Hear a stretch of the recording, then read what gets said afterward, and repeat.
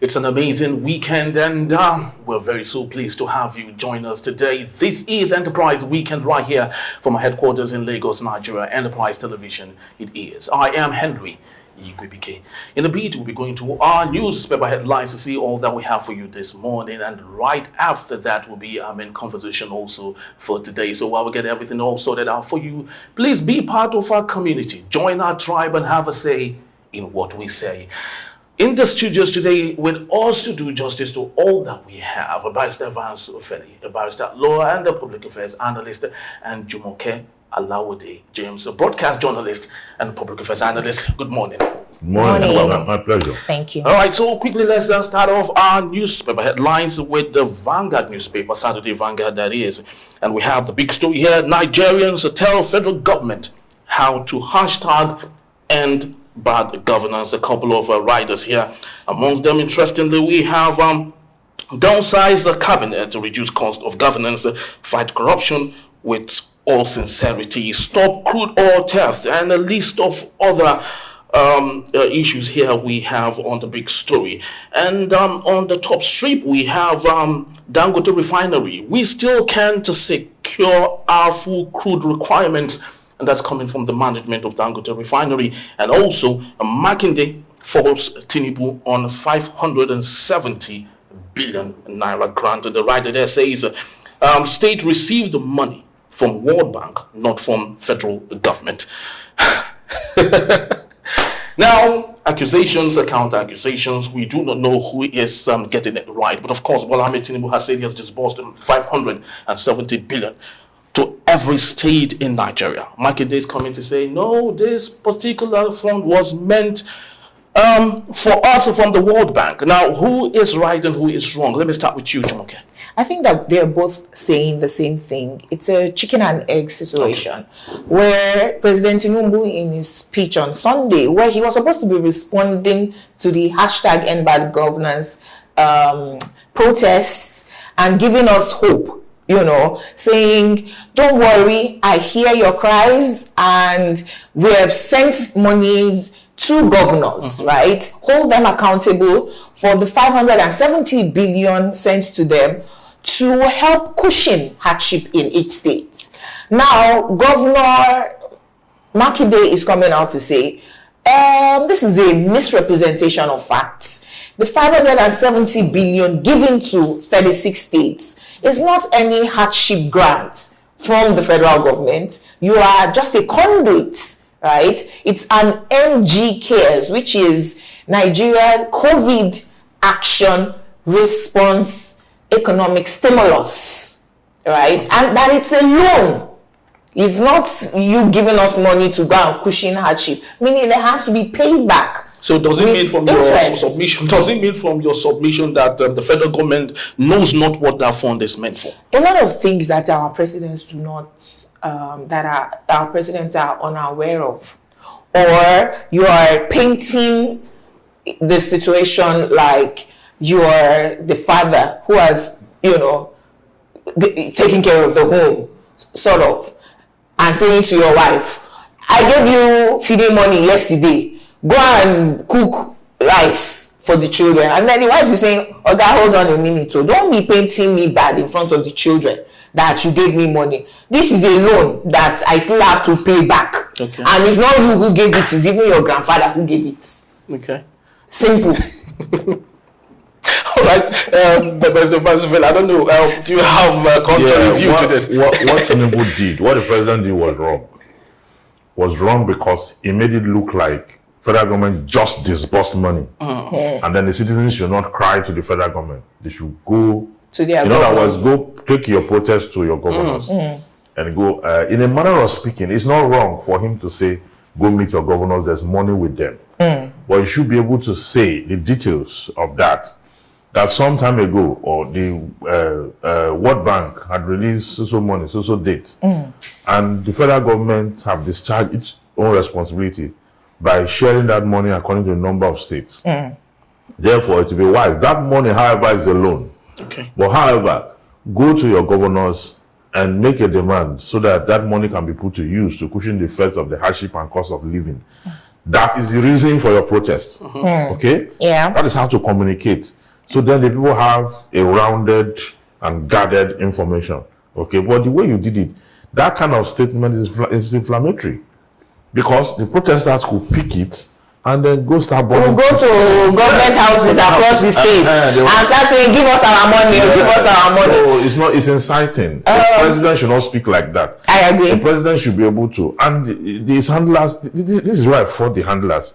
Because this is a job they ought to have. Somebody wrote communicate speech effectively. That's what I'm saying. It's not part of the handlers that write it. They know what they are doing. Put it that way, and they They know what they are They doing. always want to exonerate themselves. Like we are running away from responsibility. We have dropped money somewhere. Go and meet those people who drop so you can pick your own. That's how it sounds. But it's not the right thing. It's not the right information. And I want to commend Governor Makinde for putting this information right. Otherwise, we will not even know. Are you commending him for leading the opposition governors right? Because as of today, the Abia State and Osun State governors have also come out to say we have not received any money from federal government. Actually, for breaking the news. We have not received any money. They are saying we have not received money. Don't come and protest to us. It is World Bank loan. So which means that the federal government still owes the states. That's what it means. Because of course, with what Sheyi Makinde is saying here, that after the World Bank verified the amount spent by the state, right, it reimbursed the states through the platform provided at the federal level. So which means the 570 billion it's been spent already. Of course, now COVID-19 recovery. That's what it is. So if it's a money that has been expended already, yes, why should you direct protesters to go meet governors? It's deceitful. You understand what I'm saying? Yes, I know that there's a lot of. I know that focus should be on our governors really, because this protest will make it look like it's the president that is with the key to the vault, and if the president does not open it, then there will be no money for anybody. But that's not true, because even the so-called subsidy funds that were saved, okay, the federal government uses to increase the allocation of the state governors, and that has gone to them. Now the state governor didn't disclose that. It was when the federal government we got to know about that. Okay. The same thing happened last year or 2 years ago when they shared the SS school funds, where Delta State got 14 billion and some other states, Akwa Ibom and the rest of them, the 9 states or the 9 states, 9 oil producing states. Yeah, 9 oil producing states got to, but the governors didn't make any disclosure until Wike started talking. Exactly. That he used his own and he showed the bridge that he built with it and all that. So when governors get this windfall, they don't talk. Okay? They just keep quiet. It's on the federal government, or maybe the likes of Wike when he was the governor, will now be the one to be telling the people. Whereas the governors are supposed to inform their people about what is going on. Barrister Ofeli, can I pick on something that you said? Because if the federal government is directing citizens to state governors for hardship grants, right, in quotes, and Governor Wike had said in the past that he built a bridge, right? Of course, infrastructure help you to create your own employment, right? But when you direct us to governors, it's not like even if you give them 570 billion cash that they're going to share it to citizens. They weren't going to share it. Right? It is the federal government policies that is impoverishing the nation. Yes. So the people who are protesting to the federal government are doing it rightly. Okay. Your state government will not even build some federal roads. Exactly. Their own is to clean gutter, build state roads. So they handle primary healthcare, primary education, and things like that. Federal government is the one who said subsidy is gone. And a lot of the poverty that we are talking about. You are talking about our commonwealth, okay? Yes. The protest for the sharing of our commonwealth. I'm talking about who is in charge of the hardship. Whose policy? Is it the federal government or the state that is causing hardship? It's the federal government policy that caused the hardship. Okay, why are you directing us to governors? No, the governors have a part to play. Okay. Because you see, they are sub-sovereign. Yes. We can't all go to the sovereign. I agree. Yeah, but we can actually go there to ferment, to say, you have blocked, because the federal government disrupted our lifestyle. Before now, So, sir, please explain to me the role of a governor. Explain to me the role of a governor in hardship. Yeah, the role of a governor is that it is the responsibility of the governor, okay, to ensure that he generates enough funds, that's the IGR, and to put to use the derivation funds, okay, such that he's able to create employment in his state. Okay. He's able to manage the state and the local government. Okay. He's able to manage education, agriculture, and all host of them. But if you notice that the items under which the federal government has failed, the state have also failed in those things. Yes. That's what we are saying. So you cannot exonerate the governors completely. Okay. Because they are actually the custodian of the resources. The federal government will not send money to citizens. Yes. And they will send it to the governor. Okay, look at the money they saved from the subsidy. They gave it to the governor. Well, what did they use it to do? Yes, of course. I guess what Choke is actually trying to say here is if the president himself understands the antics and of course reads some of the leadership mannerism of the governors, then he shouldn't even have allowed them have some of those extra funds that he distributes evenly and of course unevenly. The federal government actually also have a right, okay, to create empowerment, what do you call it now? Empowerment bodies. Schemes? Okay? Yes, schemes that addresses resources to the people directly. They have a right under the law to do that. Okay, we have Shopee and we have it wasn't state government thing, it was federal government wholesomely. Debt fund. Yeah, so they could trader money. There are a lot of palliatives at all. Except that we can criticize them because they were not effective. Yeah. But they can actually They create these schemes and somebody just steals the money. That's what I'm saying. But if it can be effective in a case like this, where people are on the street protesting, like when they say they want to go and bring bags of rice, okay, they weren't going to give it to state to sell. Yes. They were going to handle it themselves. So I'm saying, if you have that capacity, why don't you, create those schemes now and let resources be, because we have funds. Yes. We generate funds every day from the seaport, from everywhere. So there should be a way through which the citizens can access a food stamp or soft loan or whatever it is. But when you create it this way, where you are talking about rice, nobody can see the rice, and even on the day the rice will be seen, it will be resold. It will be resold for a higher amount. Yeah, very, very true. Everything still boils down on sincerity and transparency of those in authority. I remember the federal government came up to say that they were selling rice for 40,000 naira. And then at the end of the day, they said you have to register to buy it, and now they've totally cancelled it. So it still boils down to transparency. But of course, let's move on to the Saturday Punch for today. The big story here says the federal government floats major cities with policemen ahead of 1 million man march. And the writer here says a massive police deployment in flashpoints, protest venues, and nationwide. Organizers tag the federal government on right violations, demand release of demonstrators. On the top strip of the same newspaper, we have celebrity activist present at NSAS missing at hashtag end bad governance. Now let's take a look at this. NSAS is one protest that would ring a bell for a very long time. Now we have hashtag end bad governance. And what was very awesome with the NSAS was it was more like a jamboree at the same time. They were sending awesome message to the government. Celebrities, of course, came and fleshing up everything. What was missing for hashtag end bad governance was celebrities. They weren't there. And I want to believe that trickled down the desire and all. So do you think in this administration that celebrity activists are scared? What happened with the hashtag NSAS was that it was at one point in Lekki. A lot of the celebrities that we're talking about stay in the Lekki axis, right?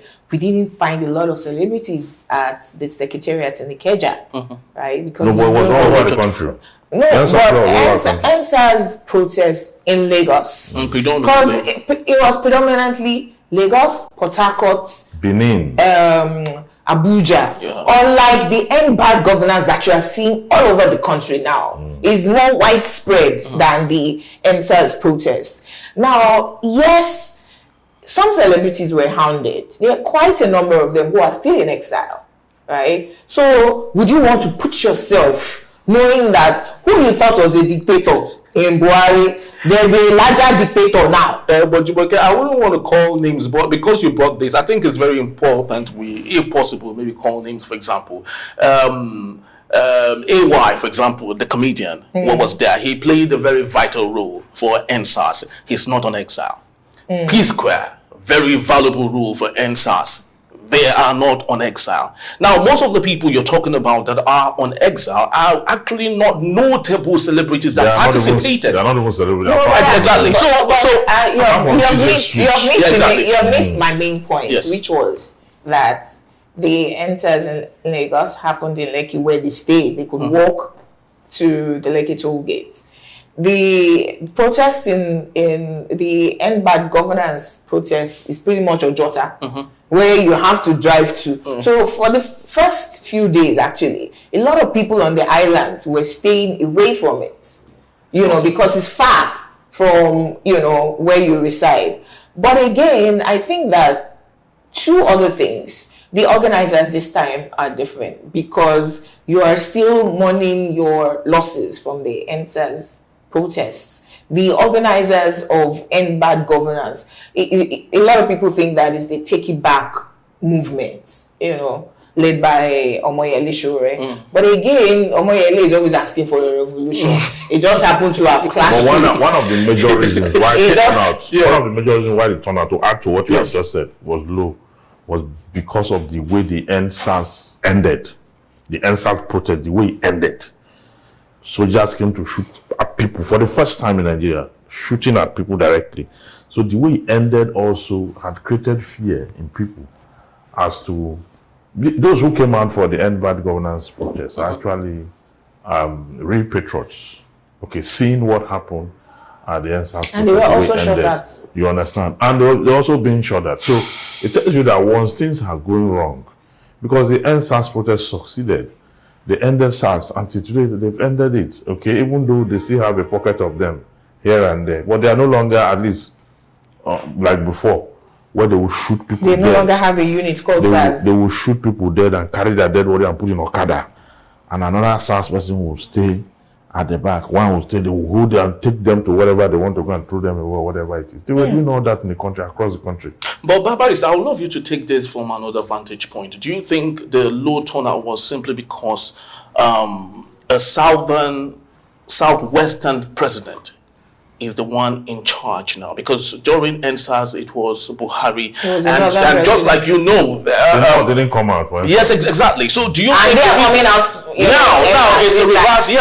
So do you think that could be those influence are there? A factor too? The influence, you see, because each time we say we are one people, we should always, during elections and during protests or major events in community, you now discover that we're not truly one as we think or we say. The reasons for the protests are also different. We were asking for NSAS because SARS was killing people majorly in the south, right? Benin, South, Lagos. The northerners didn't join us at all. They said we don't even have SARS at all. But this one is poverty.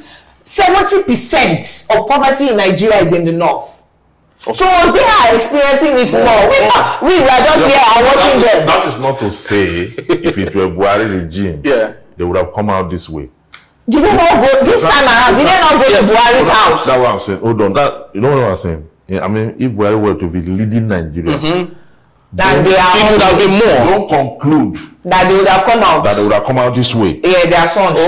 Don't conclude. Because our politics is majorly influenced by ethnicity and religion. So they would have been hungry when it is their brother that is there and saying, okay, because even President Buhari, people were saying, NSAS because they are killing us. When he was asked the question about the protest, those young people that wanted to remove me, he even didn't understand what the protests were about. So he thought it was a regime we were trying to remove him, rather than say, sir, tell them to stop killing us. So again, I think that so I would want to agree there that my thief if it's from your ethnicity. It's better than your own beef. Leave my own for me. So now Tinubu is not their brother. They're shouting in the mass too. And it is not a very sophisticated society where people are that red. Okay, largely so. People, their marginaries, what are you going to tell them? That they should not. That's why there's nothing like peaceful protest in Nigeria. In the north, you cannot have in Nigeria. You can't have it because there are people who are deployed who, when they come out for protest, they don't believe that marching or walking and everybody, international community, everybody seeing it and people are raising questions. They don't believe it's enough. They believe that protest, we have to destroy something. it has to be violent. So that we pain somebody, so that they will come and address it. So it will always get to that level where you are. Even in the UK, protests used to go violent. But you never see live ammunition. You understand? No, they don't. They will not. They won't carry. And no one ever get killed. From the people's end, not the government. Now. No, but I'm saying that regardless of how violent their protests become, the government never, their citizens will go and hold the police in their ear. They'll be drawing them. And the police will be. Of course, they will be defending as well. Yeah. That's what they want to put. Yeah, exactly. That's the best they could do. So the people really. Yes. And even this Ojota, there was a video I watched in the Ojota. I don't know that you guys were there on that day. When somebody addressed the police, when they were standing with their guns, and started addressing them, say this protest is for you. True. Barracks are dirty. Very true. You guys are this. Your children are poor. You are poor. They were telling, and they stood. Yeah. And I was surprised. After some time, all of them just did a U-turn. Yeah. And they started advancing towards it. Touched People them. started clapping for them, saying, "God bless Nigerian police." It touched them. Yeah, it just sounded like it just dawned on them. Just those few ones. But that is the truth. And this is reality. Because if we don't have resources to take care of the citizens, it's understandable. If the president talk in the morning and say, Mr. President, I know. But I know the money is there. There's money. We may not have the money to take every Nigerian to the moon for vacation. But we have enough money to get everyone fed. Yeah, true. And that is what the citizens are saying. Do just that. People have a way of meeting or expressing their dreams once they are fed. So take care of that basics and then allow them to soar with their dreams. Very true. Just like it's often said that the responsibility of every rich man is not necessarily to make a poor man as wealthy as he is, but of course just to make them very comfortable. Lastly, let's move to the Guardian newspaper. The big story: why joy of huge population still eludes Nigeria. But particularly, I love us to take on this particular story here. What if Buhari had endorsed Osibanjo or additional? Look, I'm a Yoruba girl, but I would have voted for additional. Not for ethnicity, but he did very well as the Minister for Agriculture under President Jonathan. And if he didn't do well, they would not have taken him to the African Development Bank. And he's pretty much doing very well over there. And his stance is aura. He's a policy. He's a leader. That engenders cooperation. From all leaders, and we would have been following him really. But again, ethnicity and our local.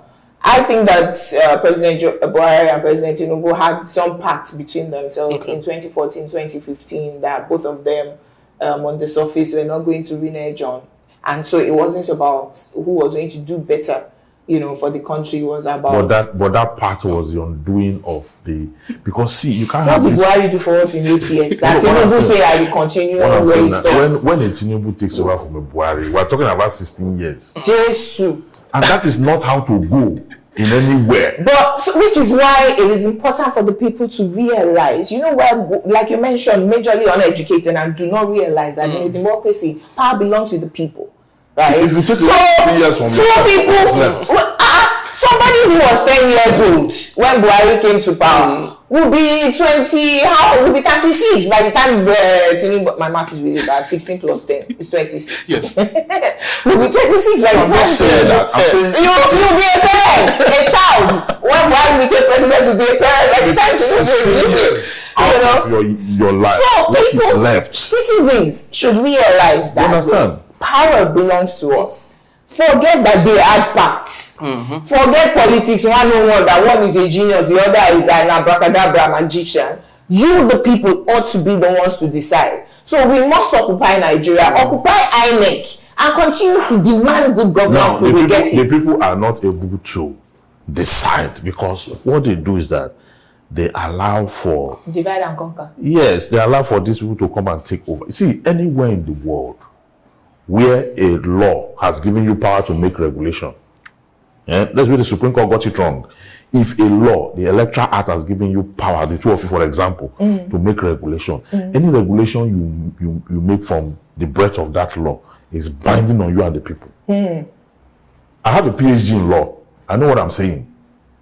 So now they went to the court, and then the court is telling you that it is INEC's prerogative to use its regulation or decide to discard it when a law empowers it to make that regulation. It's wrong. It's very wrong, because that is what dumped us here. And that is what the people ought to have started the protest, not now. Who will lead it? That's what I'm saying. The people are able to decide. You see, while we do all of this analysis and getting it all right, comically, Reuben Abati, a former aide of Goodluck Jonathan, once said there's this thing in Aso Rock that usually when they get in there, they lose control. I think Reuben was Once you get there, so I just hope that if it were Osinbajo or Adeshina, maybe he would have been infected too. They could have been frustrated too, but Osinbajo was there. That wasn't we will not be where we are at this. We will not take such kind of policy. Yes, very true. Yes. All right, so that's just about the size of our segment for today, and our guests also will be here to take us on our main conversation for today when we return. 1 million man march, that in a beat. Please don't go anywhere.